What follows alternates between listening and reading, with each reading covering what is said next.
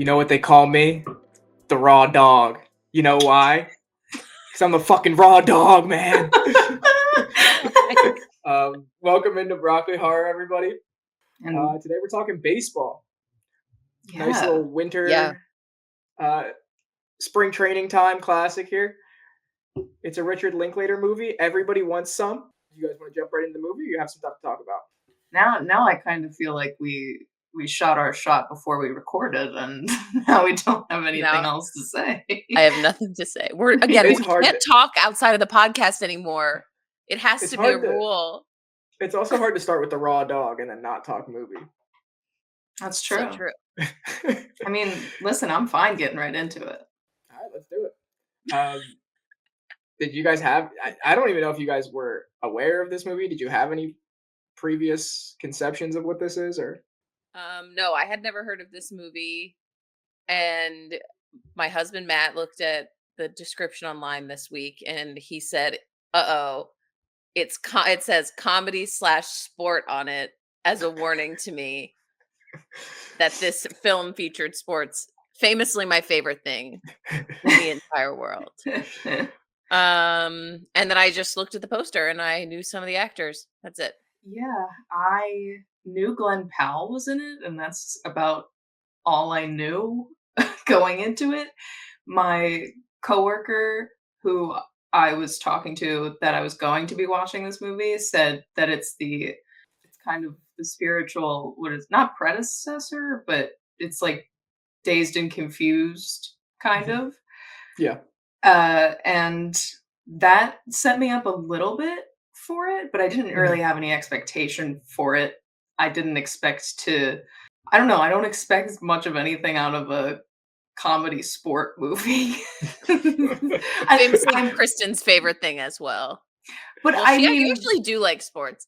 I do. This is true. Sorry, I didn't mean to lump you in with me.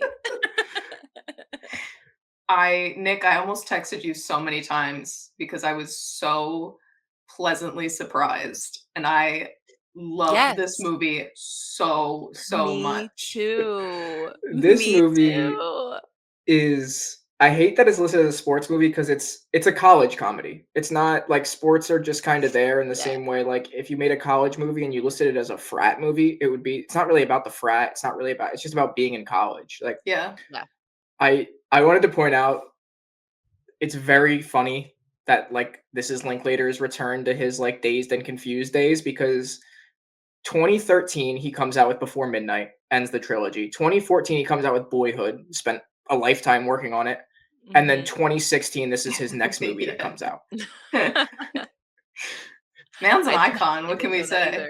Oh my god. He literally just makes like, now he's making, what's he spending years on right now? Is it Merrily We Roll Along that he's making for the next like 25 years? Yep, it's just like he just spends an entire era of his life making a movie, and in between just makes like fun little comedies or like Hitman or just like the most random stuff he just wants to do along the way, and I love it all. He wants to give Glenn Powell side quests. You know? He does. Never main quest, Glenn Powell, only side quest. Yeah. I always worry with his long movie filming times that someone's gonna die in the middle of production, and then what the hell is he gonna do after that? I guess he should he should really like get understudies that film all the same scenes as the main actors, just in case. What if he dies? I guess that's the risk. He's not on camera. Someone else can. I also haven't seen it, but I was looking at his movies today, and his first movie is called Slackers that he stars in, and it looks very interesting and back to this vein a little bit.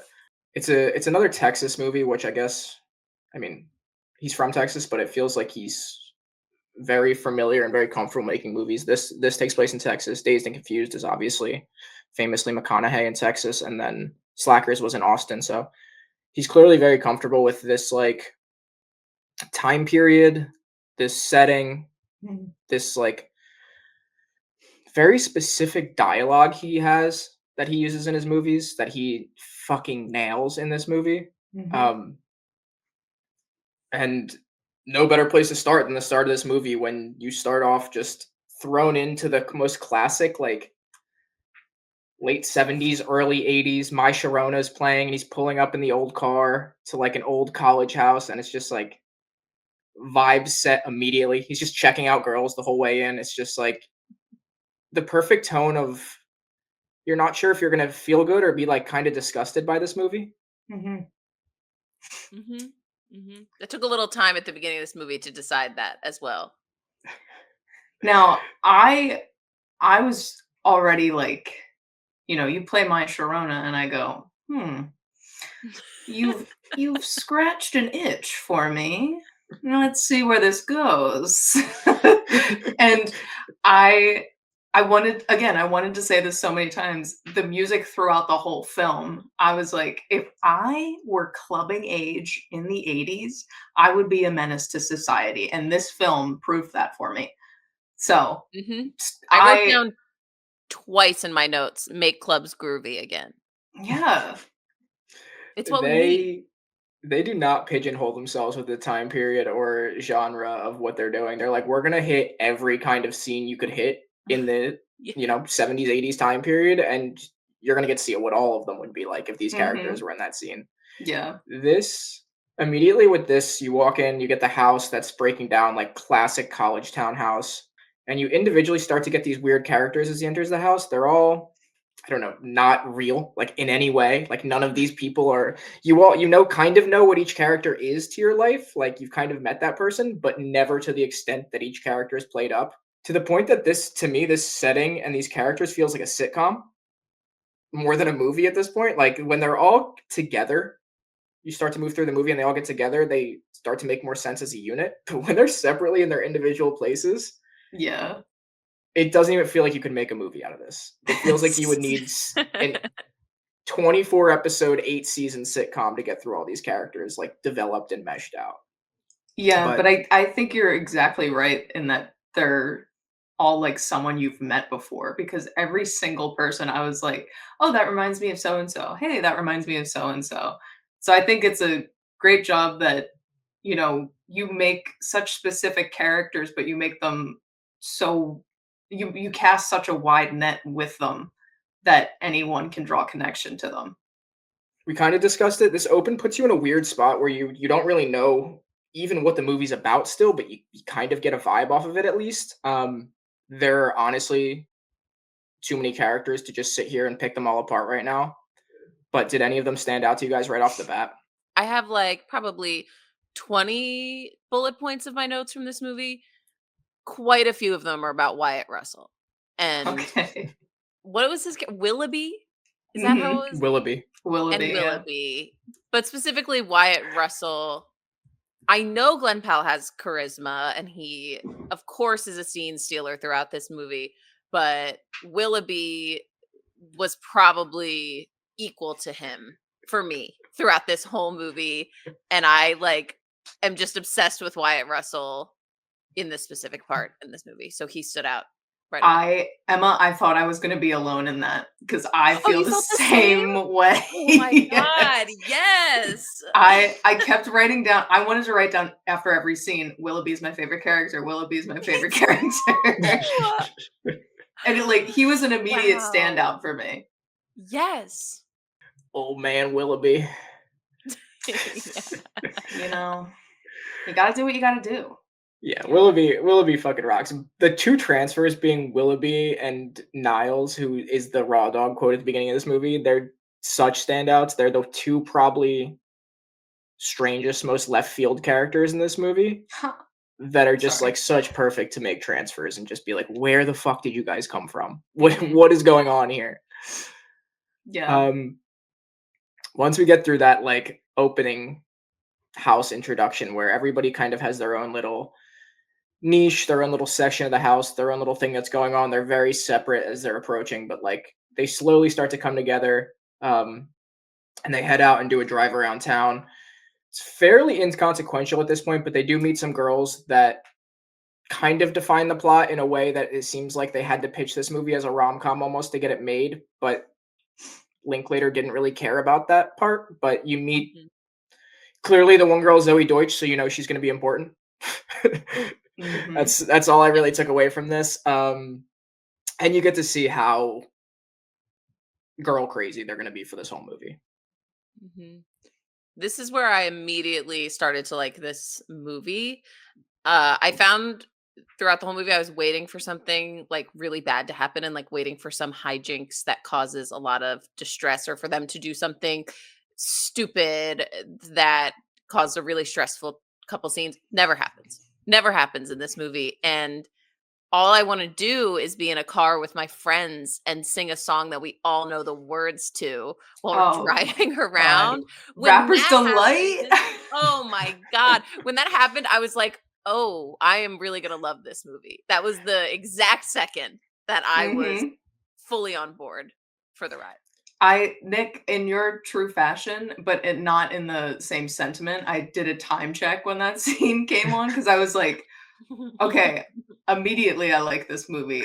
So I want to check to see if I'm gonna like it even further in. Yeah. So How long am I gonna get to enjoy this? Because it truly is the definition of a vibes movie. mhm. Mhm. Like, it is such a you can lock in, watch the whole thing, feel great and feel good about it, or you could just sit there and throw it on and just be like, "Yeah, Yeah. that works." Mhm. Mhm. I Um, kind of compare it in my mind. The baseball part of it really made me think like, oh, baseball comedy, Sandlot, but also all the adult humor, and I was like, it's kind of like Wet Hot American Summer in that Mhm. way, and I think it's just kind of those two mashed together, but Yes. Richard It's Linklater kind of style. wholesome. It is, it yeah. They is. all just like love each other. Instant friends. Yeah, I Is mean, that it's really quiet. They do show you the time cards, but this really takes place over, like, 2 days. yeah, Mhm. Like, that's crazy. it's so much packed into you see pretty much, like obviously, it's an hour and a half, so you don't, but you see, like, everything they do in those 2 Mhm, days. Like, mhm. outside of sleeping, you see, like, everything they do. Yeah. Mhm. Um, After their drive, they just land at the bar, um, just to have a drink, and it's the first time you get to see everyone together, really, like, the whole group. It's not every single person in the movie, but a lot of them are there, and you start to see, like, how they pick on each other, razz each other, and it's just I don't like saying razz each other. Rag That's what on. they do. They do a lot of they do a lot of razzing, but I don't know. I don't know if I love the way that I say Ew. it. I don't like um, it. Mm. Find we'll a have to new come up with another word. word. I I need a love the way men thesaurus. shake hands. Can I just say this movie had so much of men shaking hands. It's it's men go like it's like you're putting their entire weight into every handshake. And it's just Yeah. I think I need to start shaking hands like that. I'm trying to It's picture. so I didn't even pick it up. No, oh my I god, they go like absolutely did. full back and into the handshake, every single one, and there's so much eye contact in There's male handshakes. A man well, has never shook my hand this way. I would like for a man to shake my hand this way.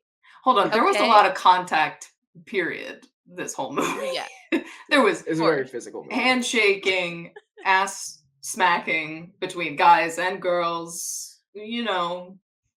but Yeah, I yeah, don't want to call I it powerful because I don't love calling men powerful when they do anything, but I really, really like the way men shake hands. I wish a guy would dap me up like that. Are you kidding? No, and just like a firm hand, just give me your full force handshake, okay? Don't I dead can fish handle me, the full force. brother. Exactly. Exactly. There's nothing else that needs to be said. All right, you guys are getting dapped up next. I don't know what to tell you. Yeah! No, don't dab me up. I don't want to do that because I won't do it well. I want just a really like firm handshake. All right, you're getting a crisp handshake next time. Okay, great. Don't dab me up. Thank you. You would be so upset if you didn't get a hug. You'd be like, No, I don't know. Maybe a handshake means more. sad. It scratches that itch. A specifically requested firm handshake. I'm gonna You'll give you have to coupons disclaim for it. them. After all the handshakes at the bar and the fellas being the fellas, you get the first thing that seems like it could be a conflict in this movie, and the coach laying down the house rules and kind of just like reintroducing every character to make sure you really have everybody before we get into the movie. Um, it's a lot. It's a lot in this. I don't even want to call it an ensemble, but I guess it is. There's clearly some leads, but for the most part, you get a lot of everybody. Hmm. And the weird part is I mean, we talked about Wyatt Russell, we talked about Glenn Powell. There's a couple people, obviously Tyler Hoechlin, but like there's a couple Teen people that are Wolf. stage stealers here, but really not your lead in this movie. So it feels more like an ensemble, even though there's a clear character that you're following the entire movie. Mhm. Um, but at this scene, the coach just lays out no drinking at the house, no girls upstairs, and you're like, well, that's clearly going to be a problem. It's not. Spoiler, never comes back to bite them in any way at all. Yeah. Is Why, not a and problem why would it? whatsoever. They're men in college. You see the coach one more time. Yeah. I thought he looked familiar, but I couldn't pick him out. Just thought he I looked didn't vaguely know. familiar. Same. He might have just looked like a baseball coach. hmm Hmm. Some people have Yeah, that I don't look. know. It's true. Yeah, that's where you really start to get how weird characters are and how normal some of them can be, even though they all seem kind of weird at first. They all seem kind of weird at first, and then you get to a point where you're like, oh, some of you are really weird and some of you are pretty normal. I felt bad I Um, couldn't remember all of their names. Like I would just go by their stature or like their defining features. Yes. It's like if you knew them. Like if you'd met them Mhm. in college, that's how you would feel. You'd be like, I think I remember that guy's name, but I'm gonna describe him as something, however Yeah. I remember him. Yeah. I do have 37 minutes in, and I still can't tell some of these men apart. Yeah. um, what is the one guy, the shorter guy that has the raspy voice, is in the entire movie Yeah. and is not memorable once. No, not for a second. Don't remember his Um, name. Don't remember his face. his name, they call him Plum. That's what they call him. Oh, well, is his name Plumber? His last name's Plummer. Yeah. Yeah. Mm, Do we even get a Um, first name from him? I don't think so. They have it. Oh no, I don't remember this. They have it as Tyrone. Oh, nope, never Wait, heard he that. does say that one time during the movie, and I remember that because it was so weird. I don't remember that. Yes. I don't remember that at all. I think he's Nope. introducing himself to a girl, and he goes by Tyrone, That's Hmm. incredible. That's an which again could be incredible. any scene in this movie. Yeah. I'm gonna take a guess and say it's the disco scene that comes next year. Uh, Hmm. this is where you get to see them most in their element. I think Yeah. outside of like I'm talking like out in their element at the house. They're truly in their element when Mhm. they're like just the fellas there. In my opinion, this is where on sports teams you have guys that are clearly your leader, like the guy that's going to the pros here. Glenn Powell is the kind of guy on your team that like takes over in these social settings, and they made it so clear in this movie. They were like, this is the guy that's going to be running the show in anything not related to baseball or like Mhm. sports or competition. Yeah. This disco scene to me is a perfect example of a 9 out of 10 scene. It has everything nailed. The dialogue's great. The visuals are great. They're so funny. Everybody looks perfectly uncomfortable but comfortable, trying to look cool, but like clearly a little off. Just needed a little more dancing. Oh wow! I did I not think thought the that's what you were dancing gonna was say, and I so agree. I thought the dancing was good when they showed it. I Mhm. think they could have Yeah, leaned into it a little more. Hmm. I loved the dancing so much. Yeah. They were I mean, it's Actually, not like any of them were like, you clearly can't dance, so that's why they're trying to get away from this. yeah. They all seemed good. It just felt like for a disco night, we didn't get that much dancing. That's true. I I feel like I got a little lost in the sauce there because I was just enjoying the vibe so much that I didn't even pay attention to how much dancing there was. I had an actual thought that was like, God, I love music. Yeah. Really, really hot take. Hot take, music is good.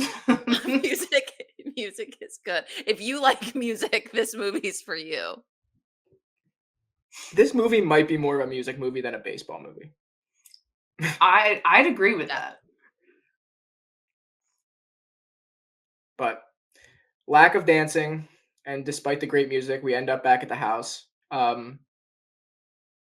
This is where you really get to meet. I haven't even introduced the main character, Jake, yet. Jake is the character you're following this whole time. He's the guy that shows up on the first day of college. You're in his I think he's really there for. I mean, he adds stuff to the movie, but I feel like he's really there to be your perspective on all this. He's really just fairly normal, charismatic. Mhm. He's good looking. He's really good. He's an insane college freshman. That doesn't make any sense that he's a college freshman in this movie. But he's just like kind of there for you to see what it would be like if you were him, basically. His perspective shares like a normal perspective. I'll, Yeah. I'll play devil's advocate here for a second. I didn't care for him like one way or the other the entire film. I did not care whether something good happened or something bad happened because I was so invested in the ensemble that I was like, as long as this character gets me to the next scene with all the other characters, fine. But Mhm. that doesn't say anything about the actor's performance. I thought he did great. I just think that's how the character's written because it's a ghost that's taking you through Mhm. all of the other characters. He is. He is Yeah, it very almost confident for a college freshman too. Oh, yeah. Maybe coming from me not ever having confidence like that to walk into a room the way he did. But he's really go with the flow. He didn't even unpack his stuff the whole time. Nothing about him is college freshman. Not his looks, not his demeanor, not his build. Oh my His god. shoulders, I've never seen such shoulders in my life. The man's built like a Greek statue. Are you joking? You're telling me that kid's 18? He had 18, about that's insane. his longest sleeve at any point was this long.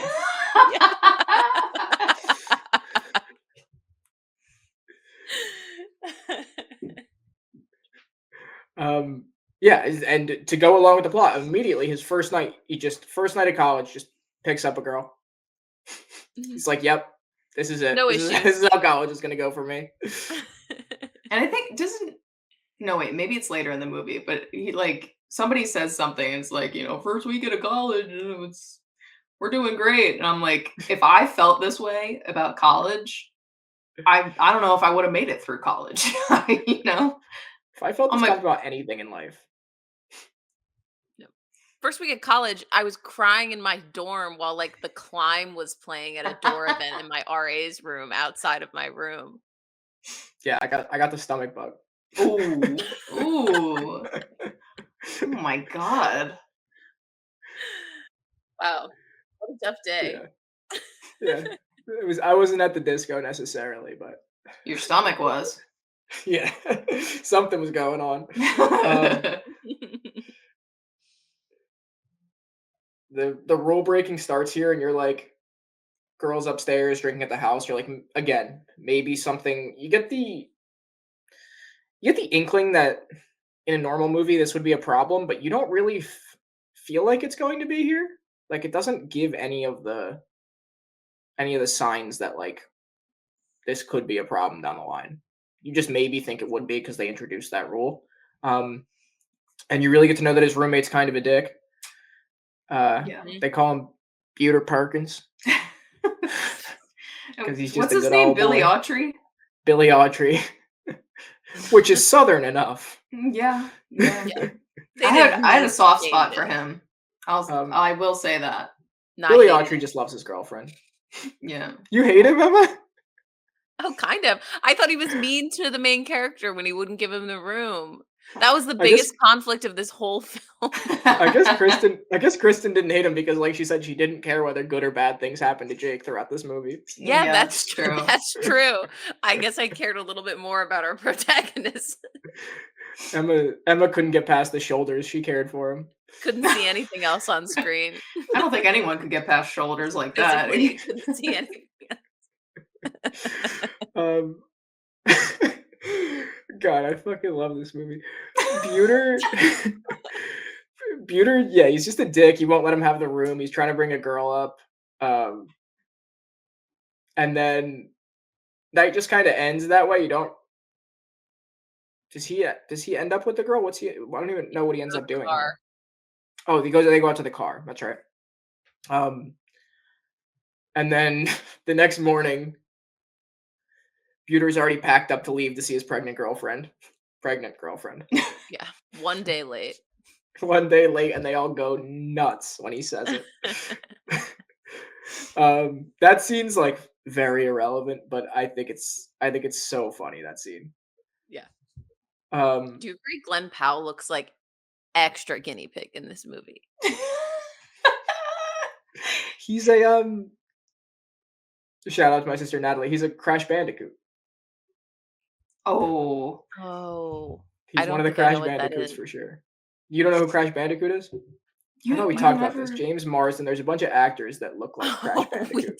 We did talk about this, and I still don't know what it is. It's an old video game. I don't know if that reference is. If it doesn't hit immediately, I don't know if that reference is gonna. Yeah. James Marsden still is hits. the best. James Marsden is the best example. Yeah. I mean, you just see so much of Glenn Powell's teeth in this movie. That's why. And I feel like it really is the teeth. It is the teeth because it's so unsettling when you catch it. Mouth. How many teeth are in his mouth? He looks like a shark sometimes. Are there a normal human amount of teeth in his mouth? That's what I need to know. His mouth looks two-dimensional at times. Yeah. Like his teeth are just painted across his face. Yeah. I would love to know if that's a set of veneers or his actual teeth. No way. I don't think you would pay for them to be like that. Well, you've seen some veneers that are like that. So true. It feels like it's been so long with him that it can't be veneer. It's been his teeth since Spike, like forever. Since Spy Kids. He works it. Is he in Spy Kids? He's in the third one? Yeah, he's definitely. I mean, I don't remember. Is he one of the thumbs? No. You wouldn't have been able to see his teeth, Emma. Oh, you're right. That's so true. You might. Emma, this is the second time in a week that we've talked about Spy Kids. It is the second time in a week we've talked about Spy Kids. What's the world telling us? Nick, Emma got Antonio Banderas and Javier Bardem mixed up. Kristen, don't say that. Cut that. Podcast. You better. I'm gonna go on a limb for you here, Emma. Understandable. Oh, thanks. That's nice of you to say. And you know I wouldn't do. I would have alienated you in a second if I. I thought it was valid too. John. Okay, thanks, guys. Fine. I'll stop being embarrassed about it then. Good. I mean, Bardem and Banderas are pretty close. Yeah. And Jim Barbera at the Boulevard. Is Barbera the best? Boy, I guess. Business is boom, boom, booming. Exactly. My dad went to high school with that guy. Whoa. Cut that. That's star status right there. Don't cut that. God. Yeah, this movie's just the perfect for other discourse because nothing happens. Nothing really happens in this movie. The next scene, they're just in the yard fucking around. And you finally, for the first time, see that there's like a hierarchy to this team where one guy is just like clearly better than everybody. Mm-hmm. And it's that axe scene where they're throwing him. Nez is just like another character, is just like throwing him a baseball and he's just chopping them in half with an axe on the full swing. Teen Wolf. Very Teen Wolf. Yeah. Yeah, very Teen Wolf. But it's the first time that you can see like they're not afraid to have these actors playing sports and like looking like they're playing sports because they don't shy away from Tyler Hoechlin the whole swing. Like they show everything that he does in that swing. So it's not like they're like gonna try to cut and clearly cut people's faces out. And these aren't guys who can play baseball. Hmm. They were fairly careful to get people who seemed like athletes. Yeah, yeah.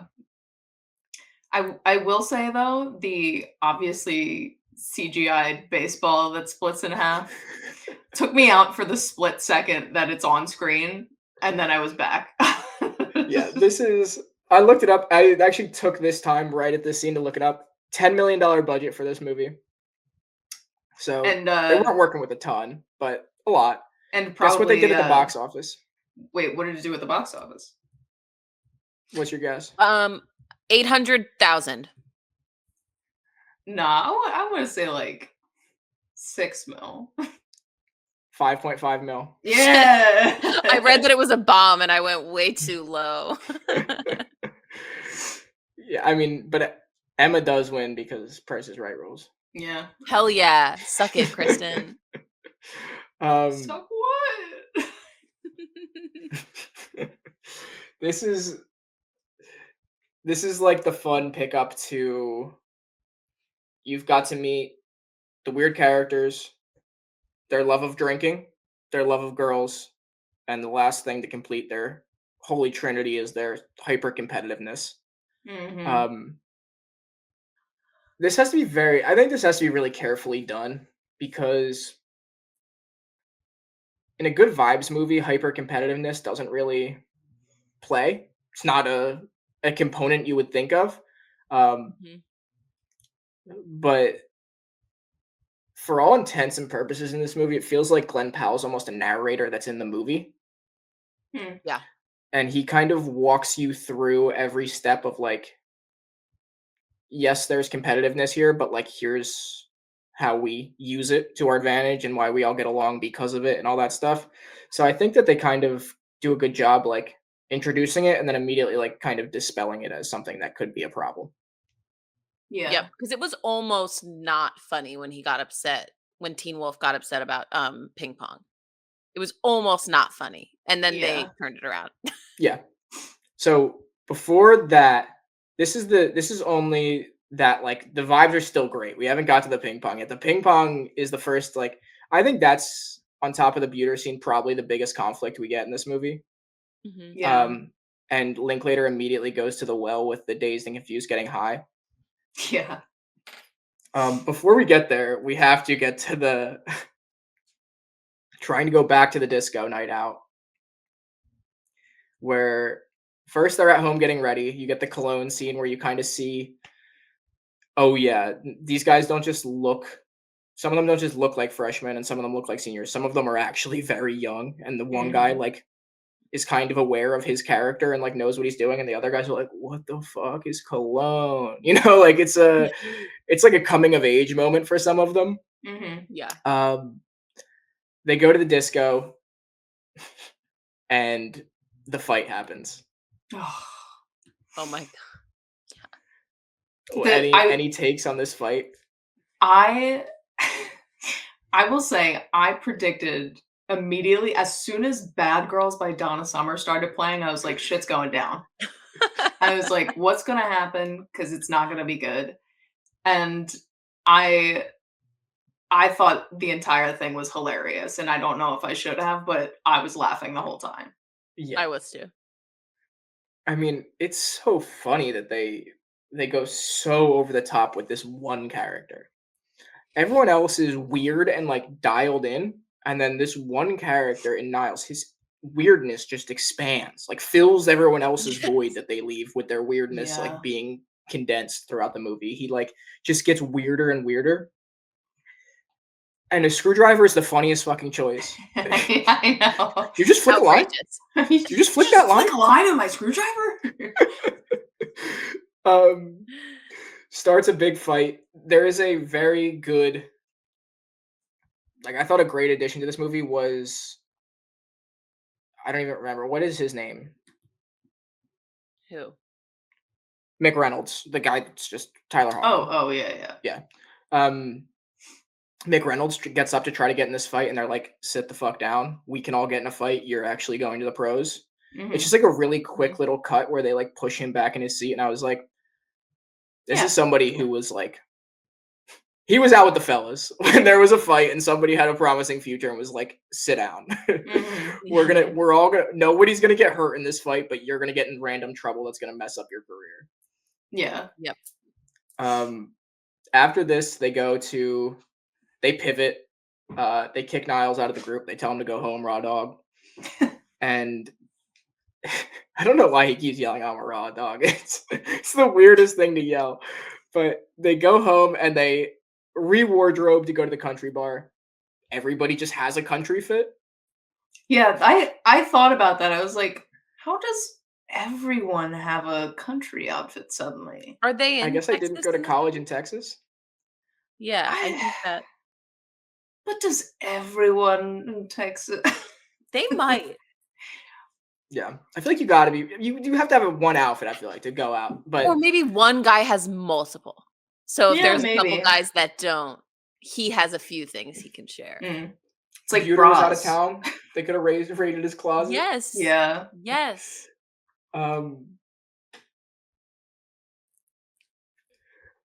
Good Cotton Eye Joe. Good dancing here. Oh, great Mhm. dancing. I have a big call out for this scene, you guys.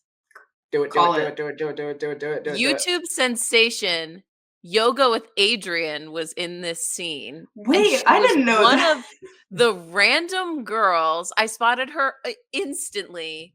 And what was she doing there? Yoga with Adrian was in this film for just this part. Wait, I'm and gonna have to nothing go else back in and the look at that. You have to go back. I looked it up because I was like, Yoga with Adrian, what are you doing here? Does And she it was live her, in- confirmed. She's from she does live in Texas. So maybe she was just doing some extra work and they were like, she's super cute. Let's make her featured extra in this scene. Huh. But anyway, had to call that out. It's my I girl. almost wonder with her being from Texas if Linklater knows her in some way. That would be crazy. That would what a weird connection for a YouTube yoga teacher and Linklater. I to be have family a friends. I have a smaller call out for this scene. Do it. Go ahead. It is that I've never seen a mechanical bull move that way, and I don't think it was mechanical. No, So it was like to the beat. it was Almost. too fast at some points, it was too slow in others. I was like, I've never seen a mechanical bull move like this, and It I've was been to more like Xfinity Live. rusty than like, you know. Did they make mechanical bulls that move to the beat? This feels like a Bluetooth thing, not an 'Cause someone 80s thing. controls it, right? Manually. I have no idea. Because they can make it more difficult if you're doing too well. I think somebody's like controlling. I thought it was just like a had settings. dial. Yeah. You know, you just That crank shit it. up. Wow, we all have different perspectives on how a mechanical bull works. Have What any a of us ridden fascinating one? world. I have once. I haven't. I Emma did, and she looked over, and the guy was like, The guy was playing Pac-Man. He's mashing buttons on the side. He was out to get me. "That's great." You were the ghost. He was the Mrs. Pac-Man. It was at a blueberry festival. That's It was small. What? I don't know what kind of context that was, but that okay. That's all you need to know. I was at a blueberry festival and they had a mechanical bull. And I I'm way said, more. if not now, when? I'm way more confused than before you mentioned the Blueberry Festival. Yeah. I didn't think blueberry festivals got that raucous, you know? It was like 2 p.m.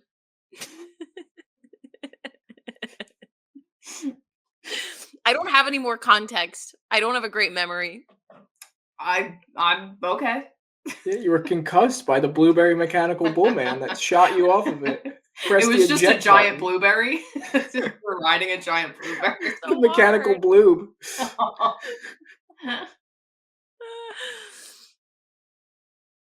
Okay, back to the film. Anyway, we're Yeah, at this the is where cowboy bar. this is what we foreshadowed. We get the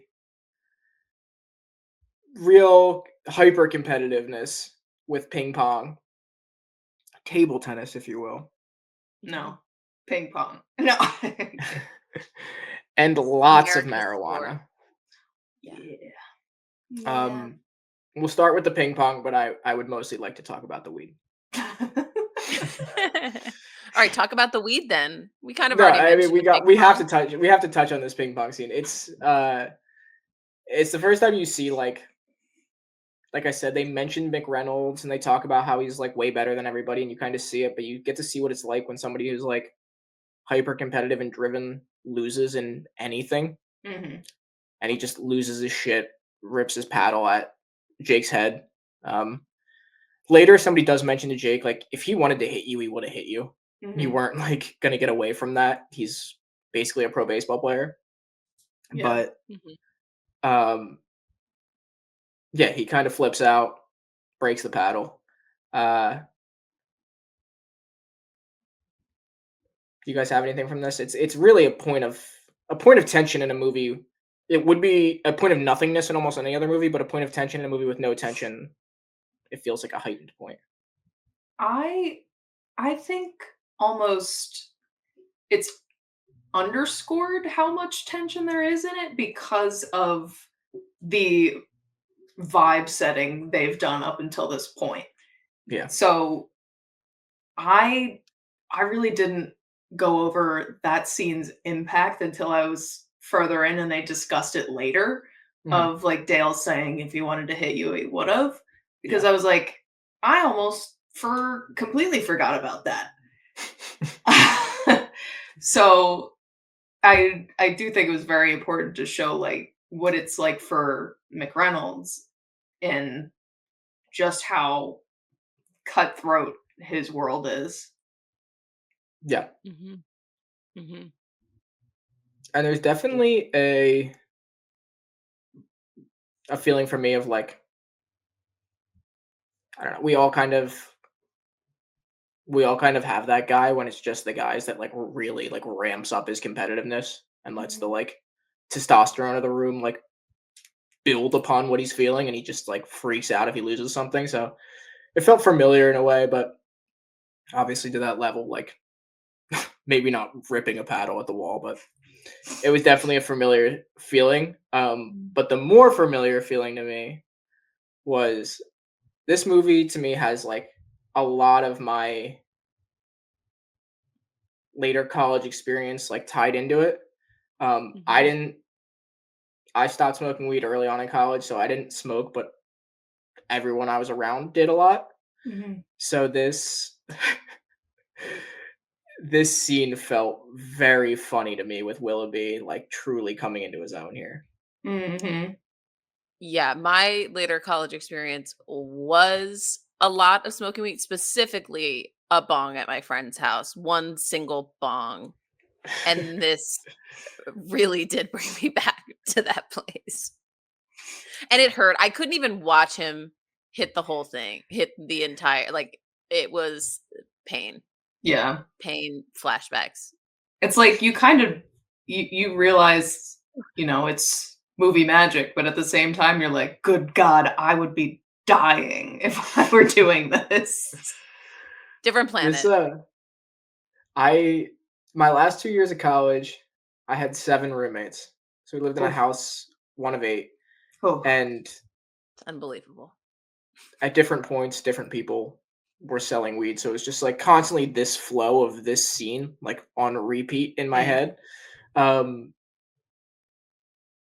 and it felt like home. I the did one enjoy the Pink guy, Floyd, the I will one say. guy, yeah, I was gonna say, just somebody being a ringleader and just putting on Pink Floyd and just like trying to blow everyone's minds while Yeah. everyone else is Mhm. like, this is like when this scene was like when somebody brought a friend over to our house who didn't smoke that much, and all of a sudden you just like saw somebody who was like used to being high versus somebody who was like very unused to being high, Mhm. and the rest of them are clearly not as used to being high as Willoughby, and they're like, "What the fuck?" Whoa.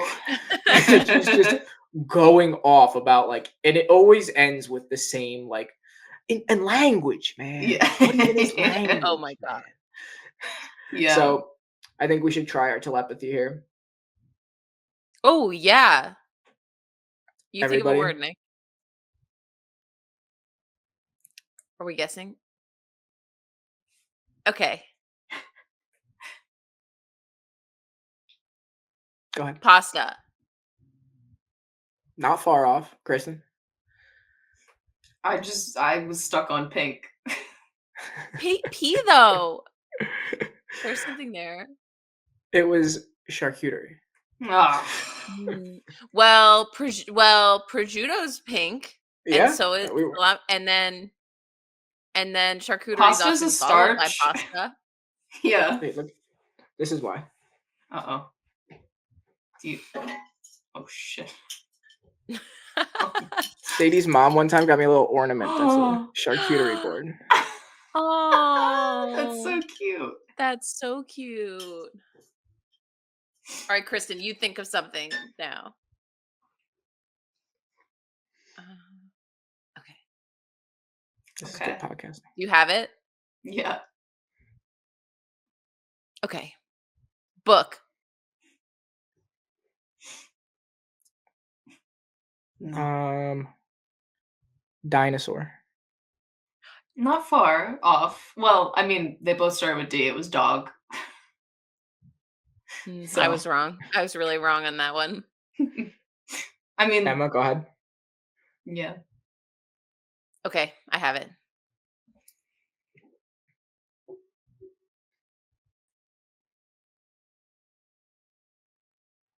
Phantom. Spy. No, the correct answer was roller coaster. Fuck. How cool would it have been if you were thinking about phantoms? Or Antonio Banderas and Spy Kids. Wait, I thought it was Javier Bardem. Anyway. Anyway. And then, so what do high people do? They chit They go for chat. a walk. Yeah. They go Both. for a walk. Yeah. So they're out on their walk and they come across Jake's friend, who is wrapping his full anarchist garb. Very Eddie Munson, but not Eddie Munson. Yeah. The hair couldn't Very- compete though. No. Very clearly his old, like, very close buddy from baseball. That's like highlighting Yeah, to like- the max what going down a different path is. And at this point, it's just like the most punk you could find in a college campus in Texas. Probably. I don't know that this was even existing at the time. Maybe I'm wrong, but my favorite part of this scene is Glenn Powell's just so fired up to be there. Yeah. This is probably one of my favorite scenes of the movie. It's their conversation at this club. This is where my quote comes from for later. But this was probably like one of the highlights of the movie. Oh, the other friends look so uncomfortable this whole time. And Glenn Powell is like, let's go to this punk show and let's meet chicks. Like, there's girls there I haven't met yet, is his whole mindset about everything. They get there, and Emma, do you want to give a little breakdown of what that conversation was like?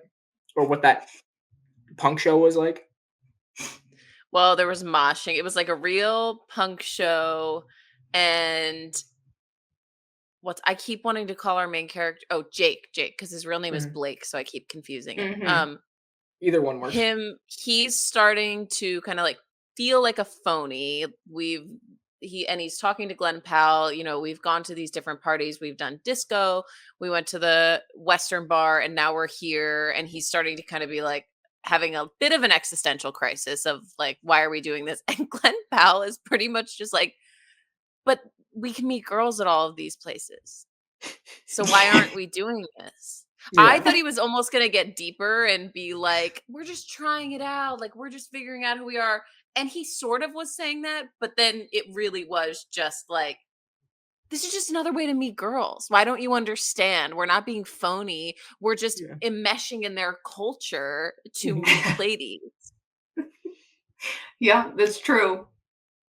I was so impressed by the punk rock Gilligan's Island theme. I was Yes. going crazy. This is another time where like a lesser filmmaker makes this a really corny scene that Oh, doesn't feel absolutely. real, underground, Yeah. anything like that at all. They nail this. Mhm. Nail it. Mhm. And like I'm Mhm. not even saying in a way of like somebody that's like super punk would be like, yeah, that's it. But in a way of like you got the vibe that you were supposed to get. You didn't feel like they were like faking it or off put by it at all. It was just like you were there. Like you were Mhm. right with them in that scene. Yeah. Um, Mhm. Great quote from Glenn Powell highlighting what Emma's talking about here. He says, Jake says you're overthinking it, or he says to Jake, Wait, you're this overthinking might it. be my quote at the end. Okay, I'll hold off. Hold on. Hold, If please. not, I'll. Nah, Hold, it's please. not that important either way. But I wrote down like 8 from this movie. I had to decide game time which one I wanted, but it felt You like the should have Raw just Dog said them had to be. whenever they came up. You should have done what I did with Francis Ha last week and just kept mentioning all of them. Just keep dropping them. Yes. We do need to whoever sang the quote at the end just text it up front, Ooh, just so we yeah. know. That way That's we true. avoid this. But um, after this punk scene, you finally get like a semblance of a movie plot happening, Yeah. where uh, they go back home for the party. There's a nice little scene where Jake's still partying with his friend from high school. That's like now clearly out of place in his element, and they're both still having fun together, which is like really nice to see. Really sweet. Mhm. Um, and the mud wrestling is the only time in this movie that I feel like it's a little over the top and out of place and forced into it. Um, but the most important takeaway of this whole section of the movie is that Jake finally starts pursuing Zoe Deutsch's character and leaves her a note on her door with a Mhm. flower. A very nice flower. Tasteful choice for a college Yeah. freshman. So sweet. Yeah, I thought that was very endearing. I Mhm. didn't expect it out of him, honestly. Yeah. Um, and his character after this starts to have some personality that outside of just like following along, it feels like. But Mhm. yeah, up to this point, it literally feels like the movie Linklater wanted to make. And then to get the $10 million to make this movie, it felt like he had to do this other section of the movie, which is tie in a love story kind of. And he just kind of Mhm. wanted it to be a college fuck around movie, I think. Yeah. Um, so they squeeze this in tight here. Uh, Literally immediately the next morning, she calls him. Bold. I mean, respectable, not Mhm. respectful, respectable, but a very bold, immediate call that next morning. Seems a little desperate, but okay. Listen, listen. Um, but this dialogue on this phone call is fantastic. Mhm. They are dabbling on being over the top and like being too much for college freshmen, but they're also a little bit like stupid and corny in the way they're doing it, which is like Mm. perfectly loops it back in. And I didn't think, I don't know, I think phone calls are a very difficult thing to one write and two shoot. And I think they did both of them great. I don't know. Did you guys have any takes on this actually becoming substance for the first time in this movie? I I actually really enjoyed the dialogue here because it felt real. It Yeah. in terms of the dialogue of men and women talking to each other in this movie, Mhm. because I feel like that's played up in favor of the men, obviously.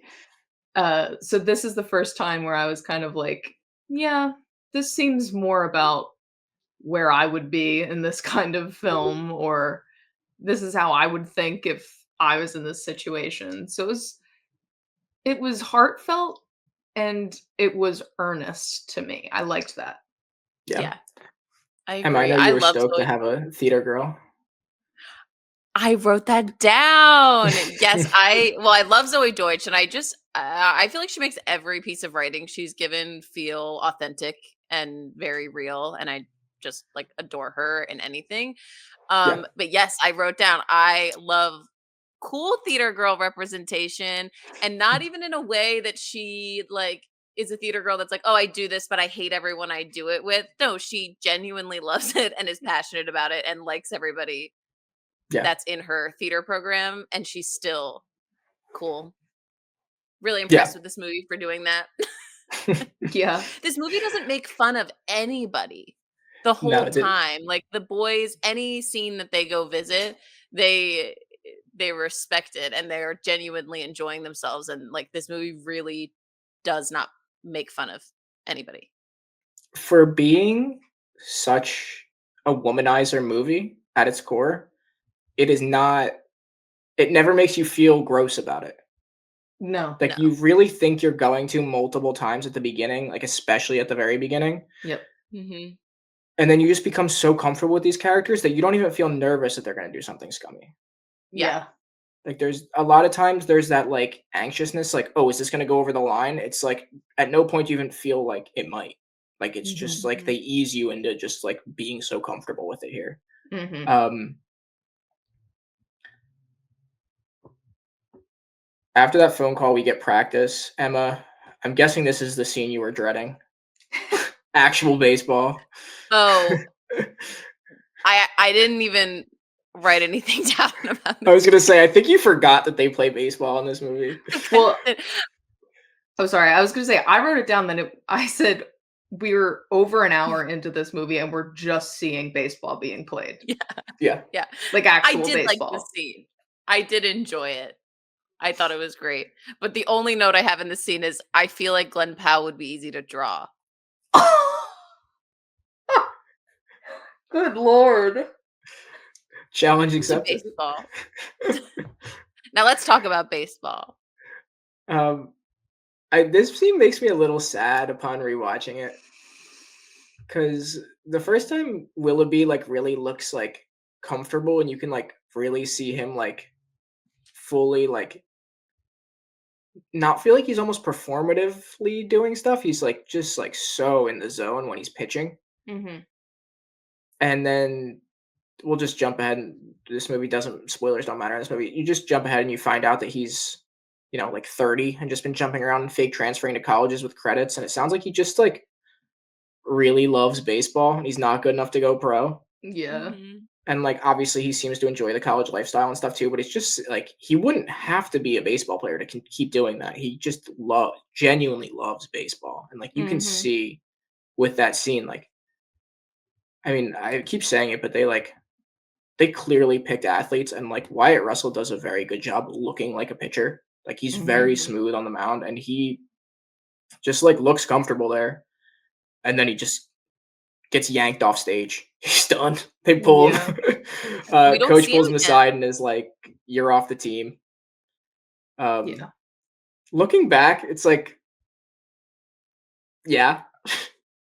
I mean, you never would have Obviously. just guessed it, but now that you know, you're like this dude with a van. Like, yeah, it might make sense.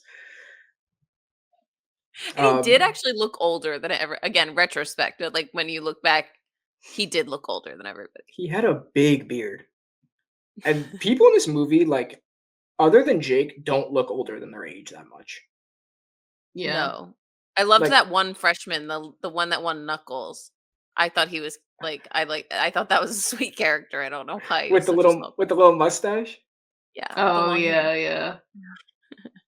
Yeah, Oh, I I can. think well, wasn't Willoughby the only one who had a full beard, or did I miss someone else? Uh, I think Tyler so. Hoechlin has his stubble, I but don't yeah, count that. yeah, That's Tyler Willoughby's the See, only Hoechlin, one. that's different. And then everyone else just has mustaches. Yeah, I feel like I should have caught on to it sooner, Mhm. especially by that fact, but I was still, like, heartbroken for him, I know. It Yeah, it's was and so sad. sad. they immediately follow it up with Raw Dog, so Yeah, so then you get again, like they just keep giving you like what's his name, McLaughlin? McReynolds. I keep wanting to call him McLaughlin because they keep calling him Mac throughout the movie. But Tyler Hoechlin is just like another person who just clearly looks pretty comfortable on a baseball field and like looks so fucking cool in this scene.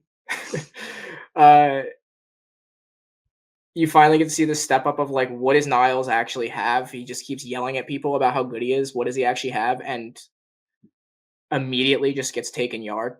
Just a bomb hit off of him, which is incredible. Continues to chirp and just yell at McReynolds and just like it's so good. Until eventually they do a little tiny makeup scene where Niles comes over and apologizes, gives him a little pat on the ass and says, "We're good." We're cool. Well, he says he starts to say sorry, but then he goes, "Good hit." Yeah. And then McReynolds is like, "Stop. You don't even have to do this. Yeah. We're cool." McReynolds is an ass. Oh. No, go ahead. It was a little concerning when he was screaming at the fence and punching it before he started pitching. A lot of things Niles did were concerning. It wasn't could have turned to dark and then just didn't. Yeah. And like with the vibe of the movie, it wouldn't have happened. It was just never gonna happen that he was gonna be like seriously messed up. But yeah, in another movie, that's like he's a serious problem. Yeah. But McReynolds kind of solidifies himself as like an actual really good dude here, I think. When he like is like, yeah, we're good. Like, don't worry about it. Because he's the one that like gives the most hints of maybe being an asshole. Yeah. Mm-hmm. And then they do the hazing. Feels kind of late to do a hazing in this in the series of events. Yeah, we're like 2 days into college, so it does make sense. It's just strange because it feels like they're all best friends now, but I'm sure this was only the beginning of it. This would hurt so bad. Yeah, I don't know how how did they get that much duct tape to tape them to the fence? And two, what was the budget? How far away were they to just be wailing on them like that? I was trying to look this time because I was like more familiar with this scene because I watched this pretty soon after it came out, and then I watched it not that long ago. So this is my third time watching it, and it felt like it looked like they were obviously in the outfield, so they weren't that far away, but it looked like they were pretty close to the like edge of the infield. So, I mean, yeah, far enough that you get hit, it's probably a decent bruise. Like these were leaving black and blue. But no matter, we move forward. I feel like theater party. there should just be a transition card for this movie that just says anyway in between every single scene, because any hoodles. There's no lingering feelings. There's no. Like I mean, Nick, I almost wanted to ask, is that just how being a guy is? Like what? I don't get it. So true. Yeah. I mean, honestly, I wrote it down for the end, but this movie feels like Jake's memory of this time in college to me. Okay. Where it feels like he's remembering people as like caricatures of themselves and like kind of himself just like floating through this new experience. And like it was great, dude. I was getting laid. I got the girl.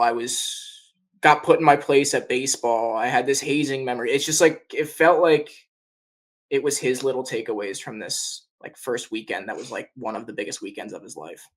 Yeah, his sweet like rose-colored glasses of the weekend. Yeah, and that's why it felt like just like floating from thing to thing to me, because it was just like he's in my head he's like a 40-year-old remembering this time. Well, interesting. Yeah, I didn't think about that. Mandatory for the time period rope swing scene here. Yeah. Does nothing at all except for vibes. Yep. Yeah. Nobody gets hurt. Everybody does pretty good job. Yeah. Teams Niles wears a Speedo. Teams all bonded back together. Yep. They find out about Willoughby at the dining hall. Yeah. Tough. And I was Then so they don't sad. really care. I thought they should have cared more. Yeah, definitely. I guess they only knew him for 2 days though, because he was a transfer. Literally, they knew So him for. so They knew they're him like, for. "Oh, sad." How much Whatever. of his weed did they smoke? They don't care? You know? Yeah, I mean, I gotta say, Willoughby was smoking bunk. I don't know what those shots of the weed was, but he was smoking stems. What That's what was I that? wrote about that. I said I literally wrote, "Not the stems being rolled into the J" in that scene. Out of control. I was like, "Is this what the '80s were like?" That's what And was then I gonna did write, say. like, the most boomer sentence ever of, like, "Weed's too easy to get now. I wish people still had to go to these lengths to smoke." I miss the mellow shit, man. Yes. I wanted organic, man. Bring back Stuff mids. schizophrenia-inducing weed there is now. Oh my god. Yo, you smoking that psychosis back? I'm smoking myself into the psych ward this time. This starts a again, like you kind of get flung down this baseball scene's great, and then it's like a weird time to throw in filler, but they do these like rope swing scene, dining hall scene, poker scene, or like card playing scene that are just Mhm. nothing. Like they're really nothing. It's a weird time that they throw in this filler back in the movie, but it's almost like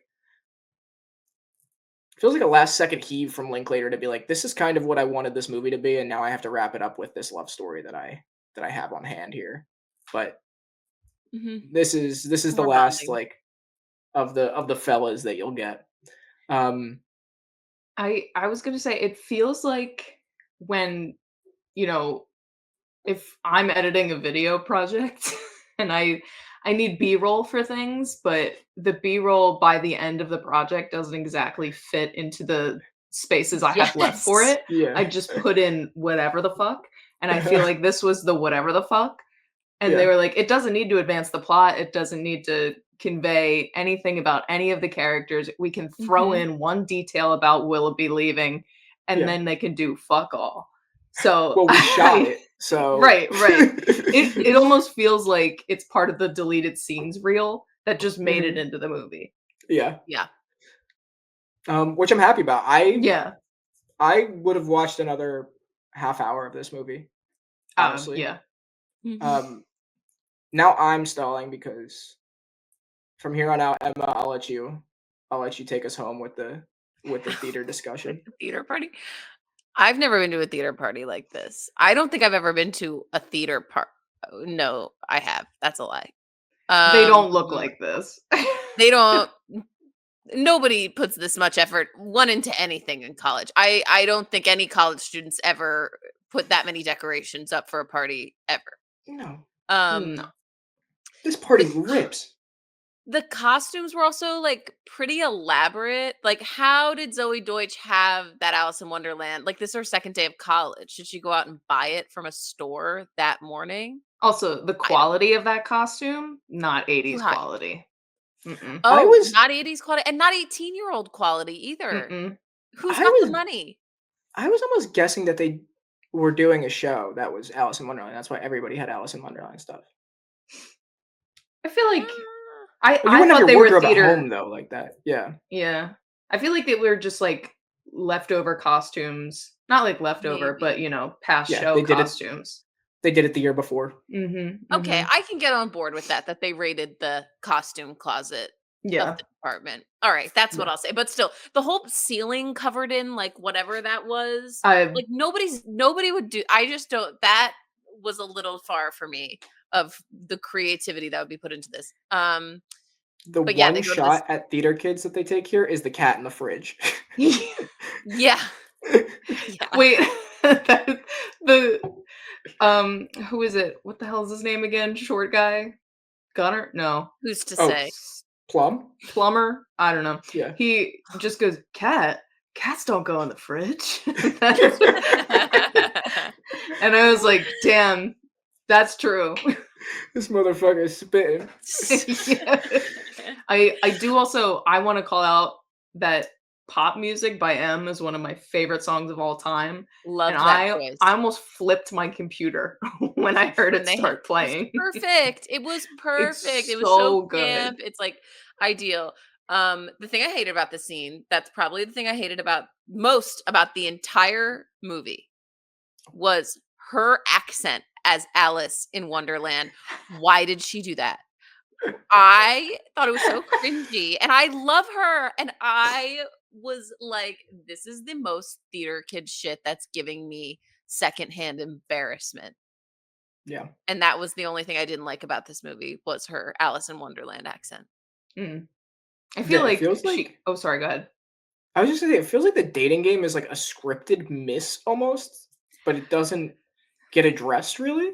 That it's just like doesn't really play. It's just like everything else seemingly works out in college that wouldn't work out, but for some reason this dating game, he's like, this wouldn't work, but people think it would. Like Yeah. weird time to make that decision, but I thought so too. I just was Mhm. like, this out of everything we've done so far feels like the furthest from the original goal of the film. just Like, didn't play.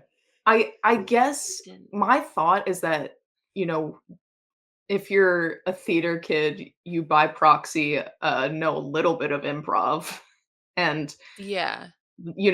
improving in the dating game, let's make a date kind of stuff. Whose line is it anyway? I feel like it was like, "Oh, that's all theater related. Let's just throw it in."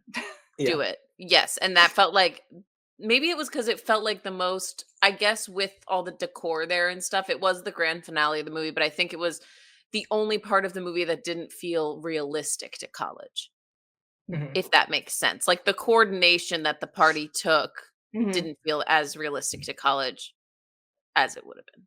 And I But it's still guess it not really a wasn't oh, sorry. I that was gonna no. say, I guess it wasn't supposed to be 100% because they make it clear that this house isn't on the campus and, like, those students don't live on campus. It's, like, closer to town or out of town. Yeah, But yeah. at the same time, when I was in college and my friends who lived off campus, I mean, we're poor college students. Nobody has the budget to do any of that shit. No. Yes, that is it. So I don't have my problem with it isn't a lot of this movie is like I think fairly absurdist in like I said, I it feels like a memory to me in the way that it's like everything goes right because he's only remembering the things that went right in like a positive Mhm. time in his life. So like I kind of discounted this party as not looking like this in my head because that's like the view I have on this movie is like it probably wasn't that cool, but in his head it was just like such a perfect time with this girl that it's just like everything looked incredible and I was at this Mhm. party and there were weird kids in these costumes there and the costumes looked better to him because he was some Yeah. baseball player that was 18 that's just like, Mhm. "Oh my god." Um, but why doesn't I just like my beef with it is like why doesn't it play? Like why you make everything else work in this movie. Literally everything they try works in this movie. Like Mhm. everything everyone does is fun and Mhm. it works and it plays and then all of a sudden this one dating game at the end of the movie like doesn't really work. It's just I'm like telling so you, out it's of her place in that accent. way. It's her It accent. If she was yeah. talking normally, I swear to God, the scene would have been better. Do you think he was just, like, annoyed by her doing that? Do you think she just made that choice and he was like, "What the fuck?" Maybe. I know maybe. Listen, we were Maybe. annoyed, so Yeah. Yeah, I mean, it was bad, but it doesn't, like it It doesn't doesn't get detract.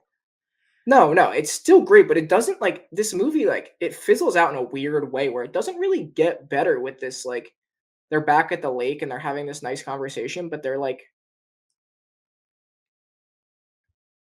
I get I trust Linklater so much with these kinds of conversations that are, like, these literally the whole entire Before trilogy are like these just getting to listen to like Linklater's writing where you're having these like fun conversations and poking at each other and being introspective and looking at, all different kinds of theories on life and kind of poking fun at your own and poking fun at someone else's and like jabbing each other. Um And I think he does a good job with this Sisyphus scene of being like, I'm not going to get over the top philosophical because they're 18. So I'm going to like kind of cram a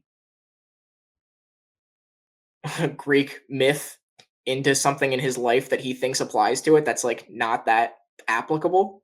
And it's Mhm. like a fine analogy, but it's also like an 18-year-old being fake deep and her being like, you know what I mean? Like, oh my Yeah. God. Yeah. But it just doesn't land as a wrap up for me. I agree. Yeah. The better wrap up, I think, is what we'll get to next when he's going to class with the boys. Mhm. So that's what I'm saying. Is this plot in the middle of this movie?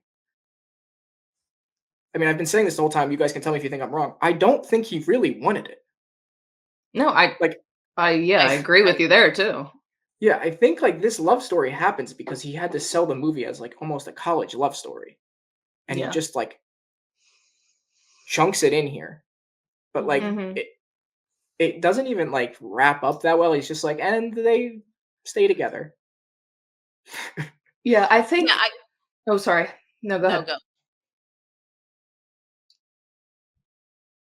Emma, Okay, go fine. ahead. I was just gonna I even thought like when they were kissing and like separating to go to class, I don't know why I felt so cynical, but I was like, well, they're never gonna stay together.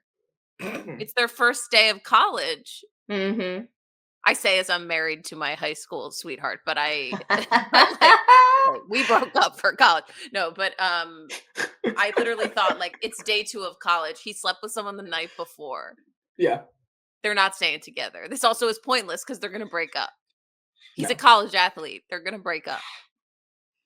she's Yeah. a theater girly. Yeah, He it's was a never gonna skater work. boy.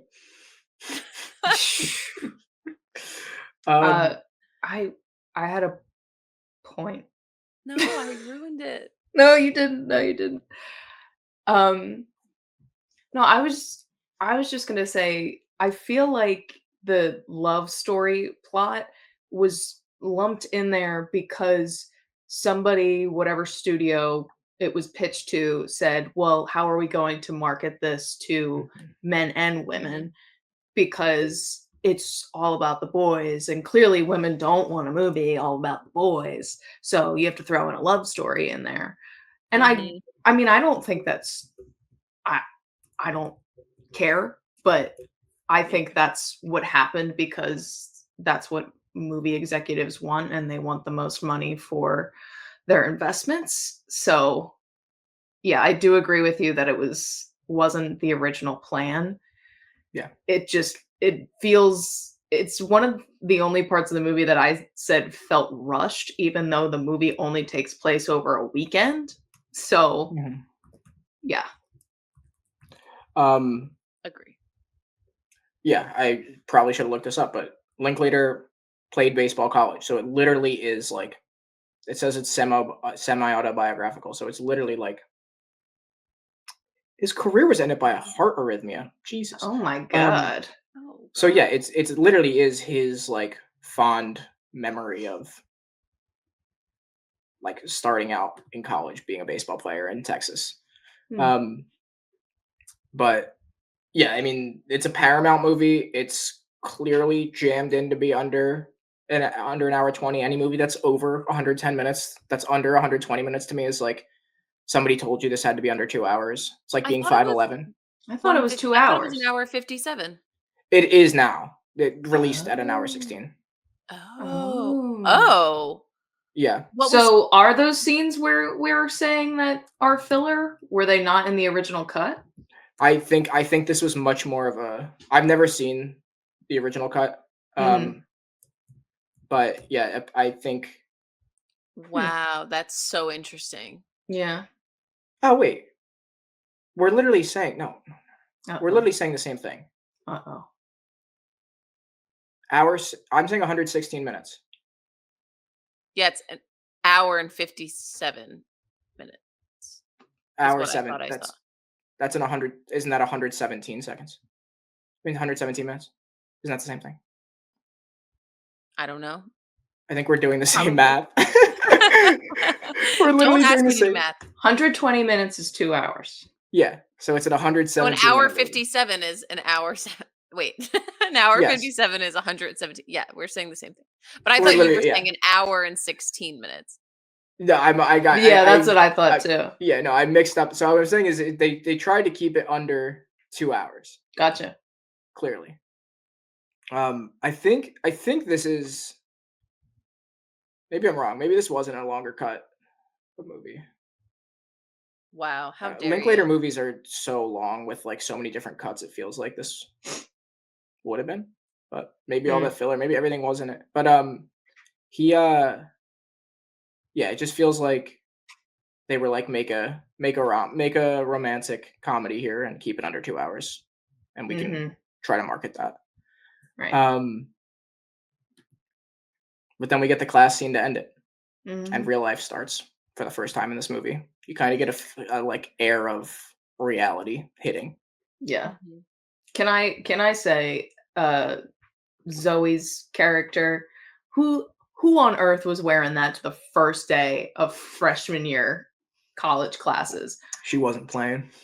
Oh my Oh my god. God. It wasn't even the romper. It was the heels. It was It the was the heels. sandals. Because that with a sneaker, I can get on board with that. That's fine. Mhm. You're 18. You have a cute body. Show it off. But it Mhm. was the heel. Could never. Would not be me. No.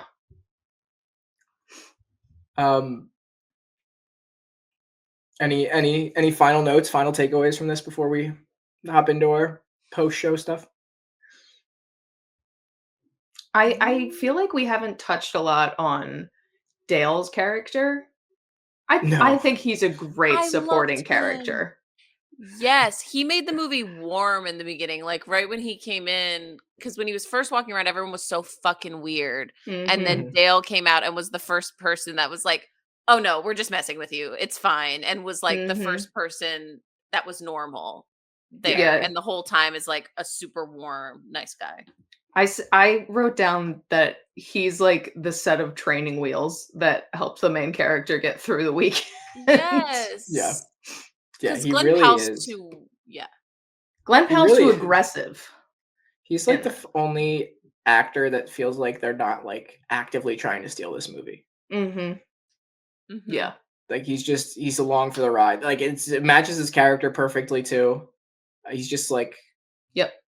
he's a weighted blanket in this movie. Mhm. Mhm. So natural, like really just a pleasant character on screen the whole time. Yeah.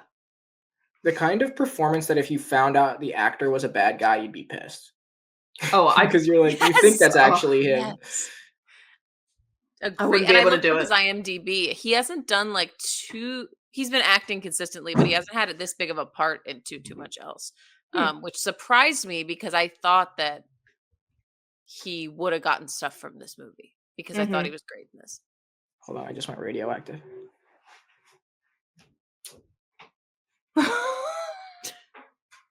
Did you wear a baseball shirt on purpose? It was Yeah. gonna be my first thing I said, and I didn't. I felt bad. I wore a baseball hat, throwing Mhm. bulls. And a baseball costume. Costume.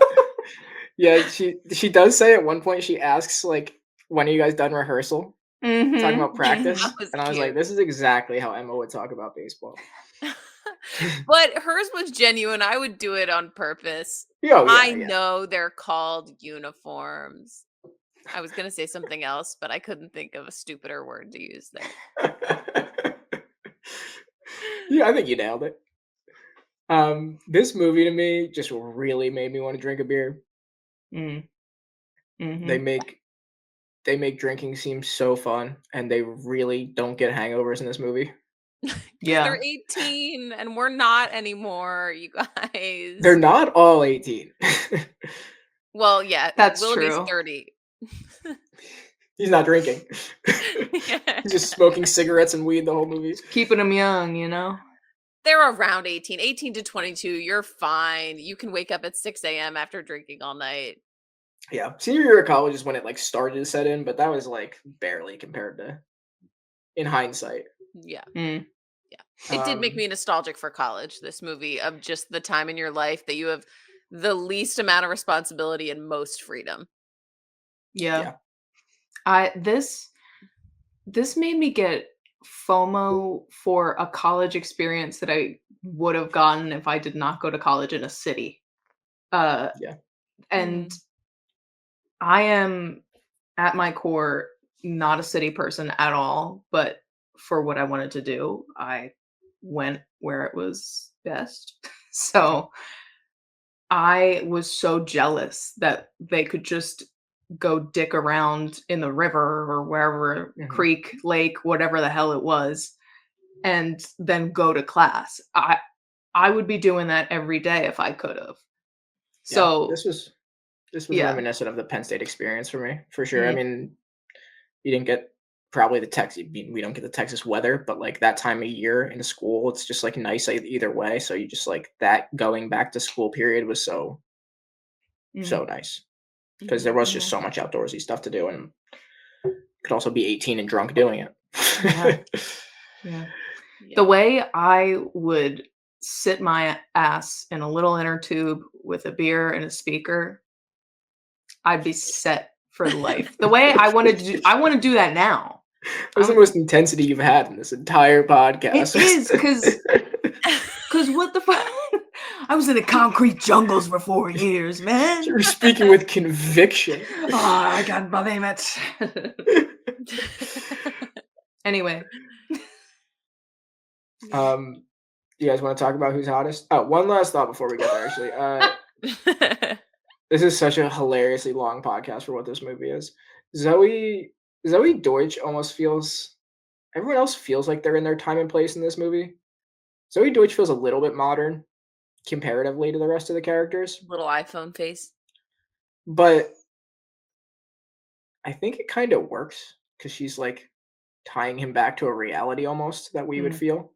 She's Yeah. like such a different speed in this movie that it kind of plays that she doesn't really fit it yeah. anyway.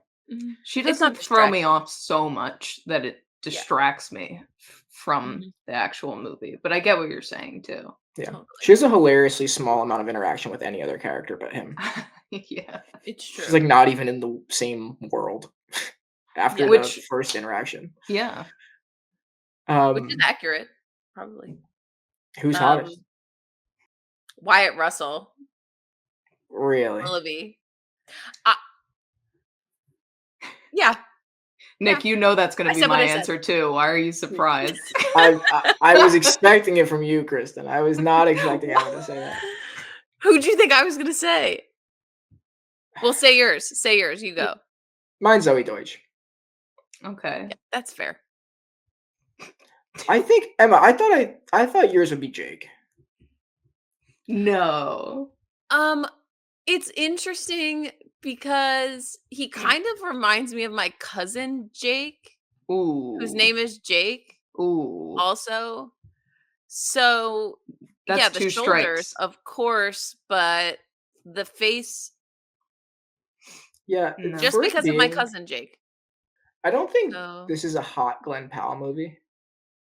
No. but he's always kind of hot. Yeah. No, It's he's really for his definitely charisma, this movie. he's Glenn Powell, so he's attractive. There's not like I'm not like, oh, Glenn Powell looks bad in this movie. Mhm. Yeah. He's just the point of him in this movie is not to be hot, Right. which like No. he does play sometimes. Mhm. None of us chose Teen Wolf. I was gonna say Tyler Hoechlin is too good looking to be hot. Yeah. Yes, it's like the Matt Bomer effect. Like they're so in a different space of like good looking that they're almost you can't even call them good looking. You It's can't even see them as a sexual being. it's completely unapproachable. Yeah. Yeah. And to be honest, the hair is what kept me from saying Tyler in this movie because in every other sense, I had the biggest crush on him during the Teen Wolf years, and I just couldn't do it with the hair this time. I just was like, Even in Teen Wolf, Dylan O'Brien was the one that did it for me. It wasn't him mm, because he sorry. wasn't real. He never looks real to me. Between No, him but and Jake, there was so much chin. oh, There's hey, strong he's chin. already played Superman, so Who played Superman? Tyler Hoechlin, didn't he? Oh, I thought you were gonna say Jake did. They both could have. Mm. Yeah. I have one comparison that I forgot I wanted to make. Jake, as a person, in this movie specifically with this haircut, looks like Bradley Uppercrust the Third from an extremely goofy movie. And I need you guys to look up who that is if you don't immediately know, Okay. because I'll that find a is picture of my cousin Jake when he was a teenager okay. too. That is all I Who could is it? think of this entire time. Who? Upper crust is the worst last name I've ever heard. Bradley across the third. Oh my god, he does. Oh Oh, my I know who god, this is. they're twins. They're That's twins. so good. Right? I mean, that's all I could see. Twins. That's so good. I think So- he's dressed like that at one point too. Right, he's immediately taken out of the Who's Hottest competition for me because that's an animated character. It's very funny because we just rattled off like good-looking people, but this movie did not feel like it was about who's hottest for it being like very sexually driven and Yeah. what it No, it was with a didn't. bunch of hot characters. Wait, here's my cousin Jake. Me and my cousin Jake are like not we don't really talk, so this would be really weird if he ever saw this. But this was him as a teen. They kind of I see it. Yeah, Like- yeah. that was the first picture I found of that age. But that's why. Yeah, I see it. That's why. Yikes. Like, sorry to my cousin Jake. He'll never ever hear this in his whole life. Well, that's something. I'm gonna make it my mission. He does. Oh no. He would be shocked at the airtime that he just received from me in this episode. On the Who's Hottest segment. Anyway, We kind of touched on everything I wanted to hit here. This movie No pitches recipe? itself. for this, because there was literally no food in this, It's just all and beer. all I would say the recipe is, crack open a beer when you watch this movie. The closest thing you get is a bottle of vodka shoved on the top of a watermelon at one point. Yeah. Yes. But we're not doing that because we're 30. No, we're not. I'm aging us all up, Please. especially Nick. Please, I still got just over a week before 28 hits, so can't do We're it. getting up there, girl. Stop. We are. No, no. Nick, you're still young. Enjoy it while Yeah. it lasts. I'm 30. No. You're just a baby. Who wants to quote us out? This is Glenn Powell, and this is kind of how I feel that I approach my friendships in my life. I honestly don't think that much. I actually don't think at all. I just, talk a lot. It's jazz improv. You're invited.